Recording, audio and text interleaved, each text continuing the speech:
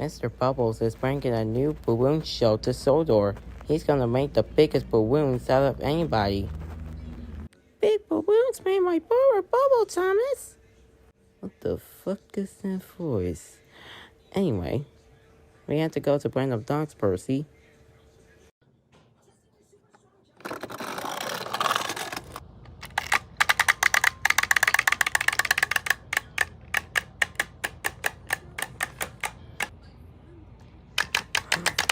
Cinders and ashes.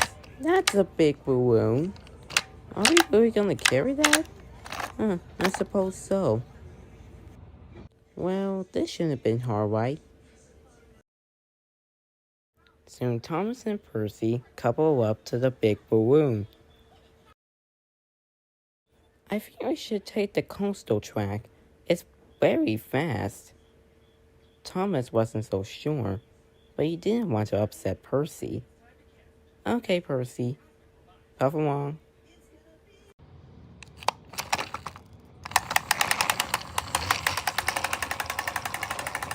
Soon, Thomas and Percy huffed and puffed in the coastal hills. Percy was pleased, but Thomas was worried. The wind is starting to whip and whistle, Percy. But with a huff and a chuff, the balloon flying high up in the air. And away! Cinders and ashes! Flap my funnel! The balloon is gone. Oh, now we'll never deliver this to Mr. Bubbles' show on time. Wait, it's not over, Percy. I'll go back to Brandon Docks to collect a new balloon. You might go into the show, and then I'll collect the new balloon. Will you like that? Sure, that works too. So Thomas puffed on with a new balloon, and just in time for Mr. Bubbles' clown show. Then, something happened up in the sky. It was another balloon.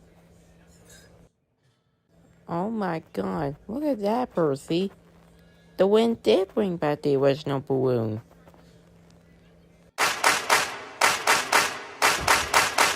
One balloon for you, two balloons. One morning, Thomas was at Farquhar's shed, getting ready for the hard day's work. When the workman had arrived to check on him. A workman looked at Thomas's whistle and he shook his head. Then he climbed back down and walked away, with a sign saying, "Not to be moved." Come on, said Thomas when his driver finally arrived. I don't want to be late. It was the day of the country show, and Thomas doesn't want to miss it. But Thomas, what if your whistle got wonky? That's why that sign says not to be moved. Pa, I'm sure he put that by mistake. Come on. Okay, you say so. And soon, Thomas puffed away. Just then, the woman came back and... Wait, Thomas, come back! But Thomas was too busy puffing away to hear. Soon, Thomas was at the station, but he was way too eager to be patient. Come on, said Thomas. I don't want to be late. Patience, Thomas, said his driver. We had to make sure that the pigs, elephant, and the cows were all safe and sound in the vans. But before the farmer could even think of anything else to close the van, Thomas was too busy puffing away. Wait, Thomas, stop! But Thomas was too busy far away to hear. Then, as Thomas had arrived, he saw the children. So he came to a stop to say hello. Hello? Oh, hello, Thomas. What's the occasion? well, don't forget to come to the country show and tell your friends and don't be slow. So Thomas broke his whistle and he puffed away. But what Thomas didn't notice that, he left the 3 cows behind. The children tried to stop Thomas, but Thomas was too busy puffing away to hear. Soon, Thomas had arrived at the dumper station. Hurry, the bus was there.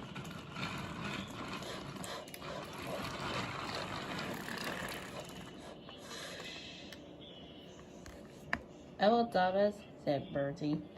"Oh, Bertie," said Thomas. Also, another thing. Don't forget to come to the country show. So Thomas blew his whistle again, and he puffed away. But he left the elephant behind. Bertie blew his horn toward Thomas. Thomas! Thomas! Soon Thomas had arrived at the country show.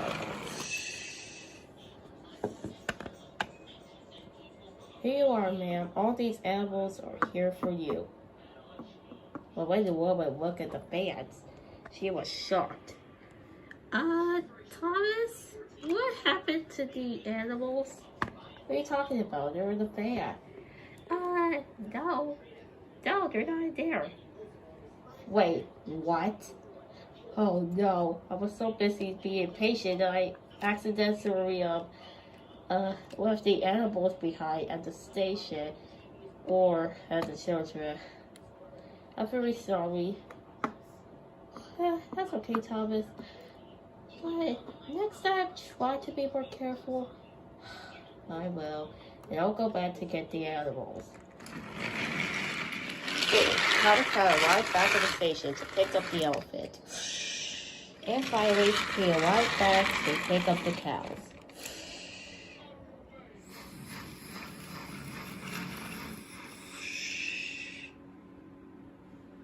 Phew. That was all done and over with. I finally managed to get the animals back. And I tell Elle about the country show. Now everything will be ready in time. Thomas the tank engine.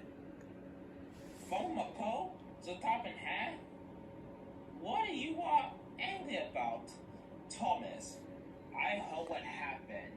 You blew your wonky whistle loud and long. You had disrupted and disturbed the island of soda with that wonky whistle of yours.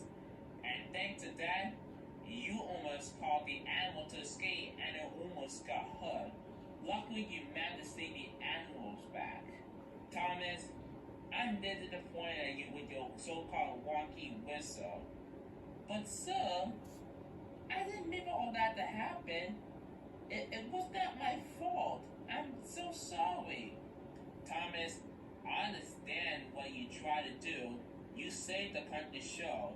But at the same time, you almost hurt some people. Thomas, I'm very sorry. But at the same time, you saved the day. But, Thomas, you'll be shunting trucks for a few days. This will teach a little so-called wonky with a not to injure people. But, what about my blindside? Annie and Clever? Percy would take Annie and Clever for you, Thomas. Now, one up now. Yes, sir. Soon Thomas was shunting the troublesome trucks for like 2 weeks. However, you think that Thomas will learn his lesson. I don't think he never will. Don't you?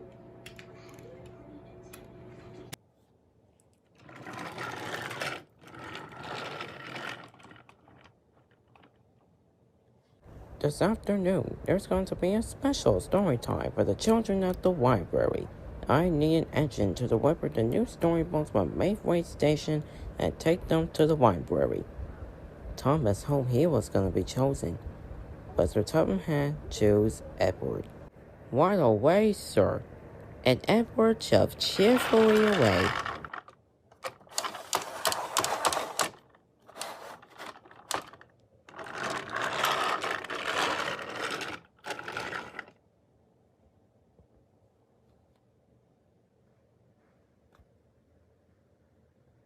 Thomas was very disappointed, though.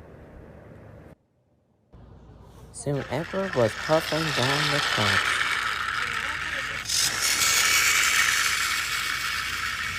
Soon Edward had arrived at Mayfway Station. The books were already ready.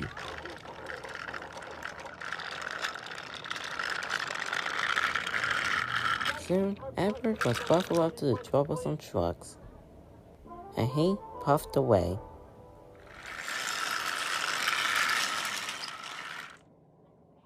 Soon Edward was puffing swiftly along.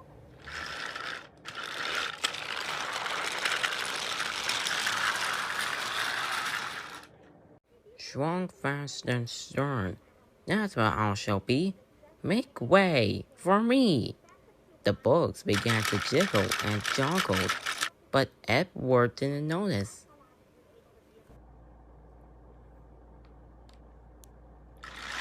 When there was trouble, Edward was sent down the branch line. Bubbling boilers, what's happening?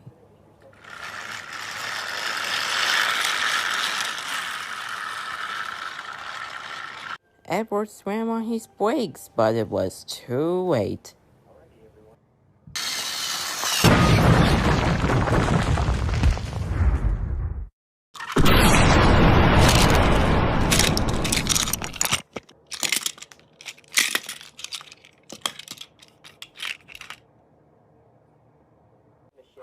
Oh no, the freight cars are broken. The children now want to have their own special story time. I'm not strong, fast, or stern. Sir Topham Hatt will be cross with me.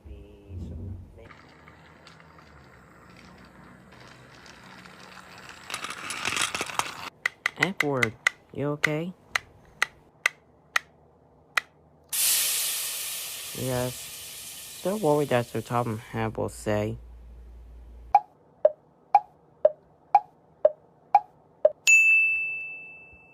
Wait, I have an idea.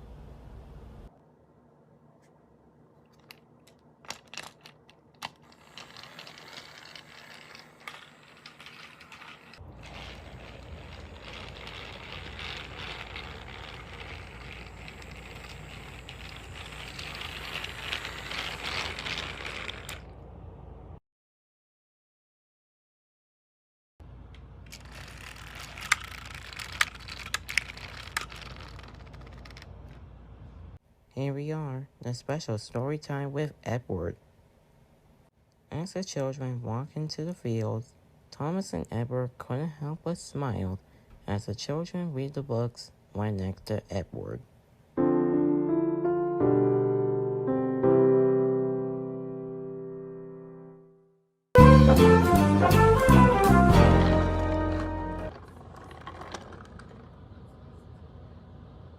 Good evening, Thomas. Good evening, Stanley. Where's your best friend? Who? Oh, yeah, Percy, yeah. He broken down, so he's at the repair yard. And now I had no one to deliver the mail train with me. I can pull Percy's mail if you want. Sure. It will be nice to take a break from Percy from once in a while. Excellent. We'll do it around tonight. Okay.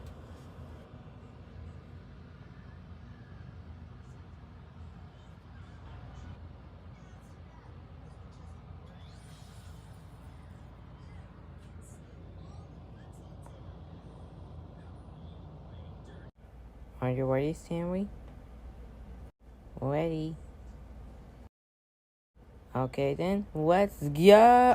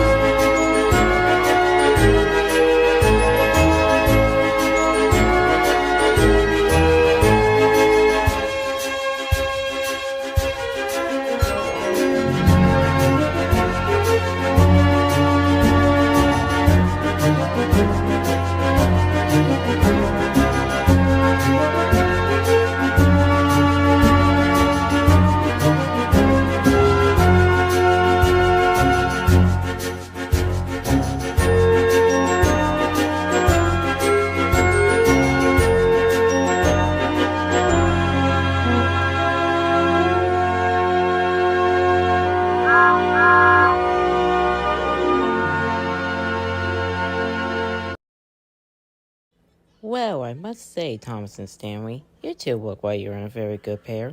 How's the male one? Oh, it went well, Percy. And guess what? We actually never got to a single crash. Never since ever. Percy was so excited that he wanted to blow his whistle out loud.